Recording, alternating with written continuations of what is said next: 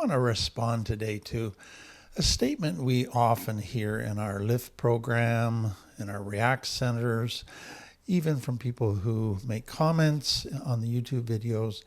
And I get the comment because it's basically just give me the tools. Don't keep kind of breaking down and helping me understand what's happening inside of me. Just give me the tools so that I can stop doing these behaviors, etc. And what I want clients to understand is that we're going to get to the tools. The tools are a very important part of recovery, but there's an interim beginning part of recovery that's a hidden internal work that is a different set of tools. They're looking for tools around kind of their actions and activities and doing things differently behavior-wise. You can't get to those tools until you develop some internal tools. And so to say that another way, what they're assuming is that they can just change their external world and you give them the tools to do that and then they're fixed. Everything is good. And it's no, you first have to change your internal world. And I want to give you 3 illustrations from nature that to me just prove this truth, because nature, all of life, basically follows the same principles.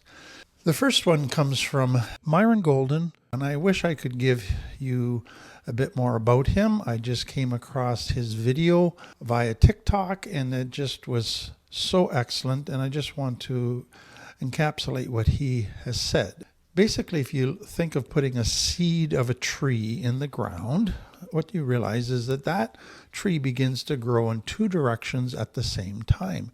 It grows up and it grows down. What is interesting is if you were able to look below the ground, you would see that the root system, what's growing below the ground, actually looks quite similar to what's growing above the ground. So the root system, they say, is very similar to the fruit system. So the growth below the ground is called gravitropic growth. So it grows away from the light toward gravity. The growth above the ground is called phototropic growth. It grows towards the light and away from gravity. So you got 2 different types of growth happening. Now, I want to just take this a little bit farther because it just leads to these beautiful insights. So when you put a seed in the ground, the first growth that takes place is gravitropic growth. It first begins to get roots happening in the ground. Now think about that. Gravitropic growth, the root system, which is the key system because you're not going to get the phototropic growth, what you see on the outside, unless you have a good root system in place. It grows in the dark. It grows in very difficult circumstances because for it to expand and grow downward, it's got to push through soil. It's got to push through all kinds of resistance. That is essential. Whereas the phototropic growth, what you see on the outside, it grows up through the air. There's no resistance for it. But the root system, the gravitropic growth, has a ton of resistance. So here's the key. If a person's not willing to grow downward, they're not going to be able to grow upward. The health of what is below the surface determines the health of what is above the surface. The least visible part of the plant is the most important part of the plant, though people can't even see it, and it's not considered beautiful. That, to me, describes recovery.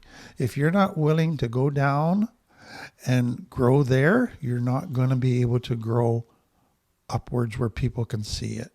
What is below the surface is the most important part, and that's got to be healthy if you are going to be healthy in your behaviors.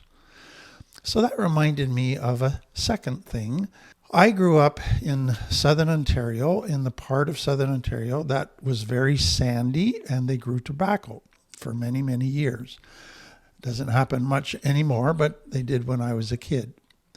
And if you know sand doesn't retain water very well. It goes right through the sand. And so when you plant tobacco in the ground, what you have to do is irrigate it quite heavily so that it keeps getting enough water to grow.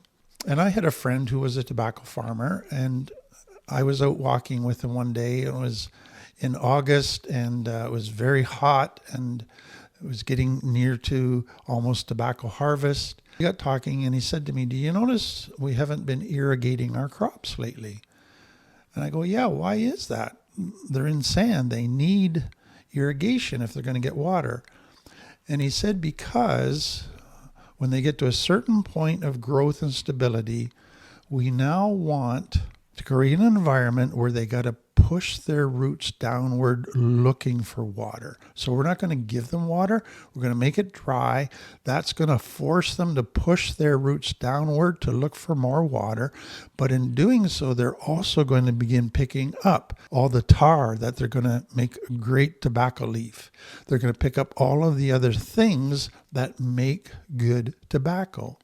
And so really what he was saying was, if you want great tobacco leaves, you got to develop a root system that is deep, a root system that begins to tap into things that it wouldn't normally tap into. And what that also showed me is there's an element of recovery, that we will have times where we kind of are at a standstill in recovery. We've grown, but we kind of get in a rut. We stop growing, we maybe get a little mediocre, and we need something that kind of motivates us to drive our roots deeper again, to get growing below the surface again.